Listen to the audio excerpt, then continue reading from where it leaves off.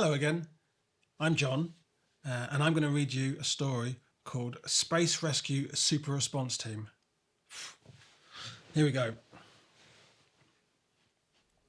Snow is falling hard on Planet Moon. Luckily, our three friends, Kimi, Max and Lewis, however, are tucked up nice and warm indoors, watching their favourite TV shows. Despite the weather, today is a pretty special day for TV watchers, as it's Space Rescue Super Response Team Marathon Day. That means a whole day of watching real-life, super dangerous rescue missions. Kimi, Max and Lewis love this show. The SR team are so brave.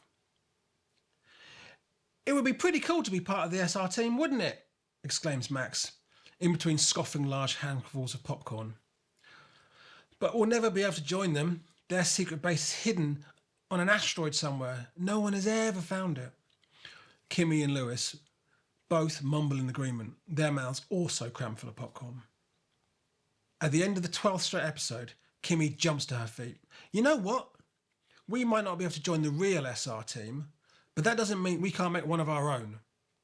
Lewis and Max stare back at her blankly. "What, right now?" asked Lewis, taken aback by the sudden injection of energy. It's snowing pretty hard out there. Can't we wait till it's sunny?" "Would the real SR team wait for it to be sunny?" Kimi retorts. "No way," chimes Max, jumping to his feet too. "If someone needed rescuing, they wouldn't rest until they were safe, no matter what the danger. So I say we do it." "To the garage!" yells Kimi, excitedly punching the air. Then she and Max whiz off out of the living room. Lewis is much slower getting to his feet, almost as though he thinks it might be a bad idea. "Here we go," he mumbles. "What could possibly go wrong?" The garage is not a warm place to be at all. The wind rattles through the metal door and bits of snow blow in through the gap between the doors and the floor. Max tunes the radio, searching for anyone who might need help, whilst Kimi and Lewis pack the converted soapbox racer with rescue gear they might need.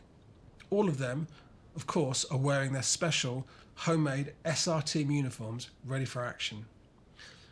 When suddenly, a faint voice crackles through the radio. Hello? Can anyone help me?" Yes! Finally a job. Max picks up the receiver and replies, putting on his best rescue voice. "Hello, ma'am. Don't panic. You are through to the Planet Moon Super Response Team. How may we be of assistance?" Oh, fantastic," the voice answers. "My pet grub is stuck up in a tree. It's awfully windy and cold out there, and I can't get him down." "Fear not," Max reassures the lady. "We are on our way." Kimi, Max and Lewis take a second to look at each other. Someone is in need of help, and the SR team will answer the call. And with one final long deep breath in, they ride out into the storm. The SR team arrive at the scene in super quick time. The snow is really thick now, and it's a wonder the space grub hasn't fallen out of the tree already. The wind is so strong. Mrs. Twig, the grub's owner, waits for them at the base of the tree. "Oh my, you're a lot smaller than I expected," she says. "Never judge a book by its cover, ma'am," replies Kimi smartly. "Now, please move back to a safe distance. We will have your little grub down in no time." The three of them look up at the young grub, way up there in the tree. Now, where to start? After some thought, "Right," says Max, shouting over the blustery wind. "I say we tie a rope around that branch, use the soapbox to bend the tree down to us. Then, Lewis, you jump on and grab the grub." Lewis and Kimi both give the thumbs up in agreement and get right to it. Kimi tosses Max a rope from the trailer, who then neatly secures it to the tree. Kimi then jumps into the soapbox and revs up the engine. Brum, brum. As soon as Max gives her the okay, she drives forward, forcing the tree to double over. The poor little grub is holding on for dear life. When the tree is close enough to the ground, Lewis was able to hop on and gently scoop up the grub. It's quite difficult at first, as it doesn't seem to want to let go, but after a little coaxing, Lewis is able to pass it down to Mrs. Twig, who has waded through the snow to meet them. "Snuggles, you're safe," she says, giving him a tight squeeze. "Come on, let's get you out of this cold." Mrs. Twig then turns to the SR team. "Thank you all so much. I would have never been able to get Snuggles down without you." Kimi, Max and Lewis all beam with pride. Until, crack!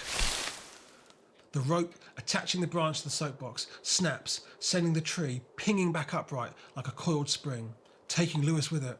Oh no! The tree eventually stops swaying and Lewis is able to look down. No wonder the grub didn't want to move. It's awfully high.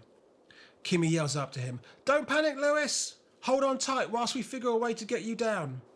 Easy for her to say, thinks Lewis, hugging the tree as tight as he can. She's not the one stuck up here and scared of heights. Kimi and Max search the trailer for more equipment that might help them, but there really isn't anything else, and they only had one piece of rope. They start to worry that Lewis might be stuck up there for a while. Although, having said that, the wind is getting stronger and stronger, and the tree is rocking and creaking from side to side. If they don't help Lewis soon, it's possible he might get blown away. Lewis lets out a very audible whimper. But then, just when all hope is lost, they are suddenly drowned out by an incredibly loud sound of rocket boosters blasting and whistling as a huge aircraft comes into land. Even Lewis, who can barely open his eyes, can't prevent his jaw from dropping as Space Rescue 1, a real-life super response team rescue vehicle, touches down next to them.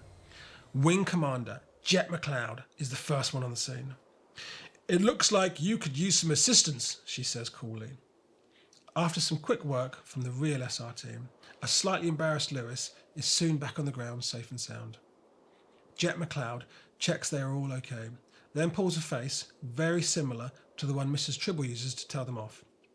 "Now, that was very dangerous of you. Someone could have been really hurt."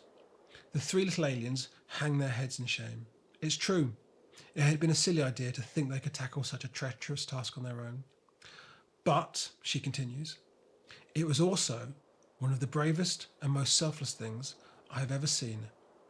You should be extremely proud. We will be keeping a close eye on you three. You might make good super responders yourselves one day." They look back up at her in amazement. Did they hear that right? "Here, take these." And Jet hands them each a platinum rainbow badge, a medal to signify a heroic act, and official recognition from the Space Rescue Super Response Team. Wow! Hearing this from someone like Jet McLeod is like being given a medal from the Queen of Pluto.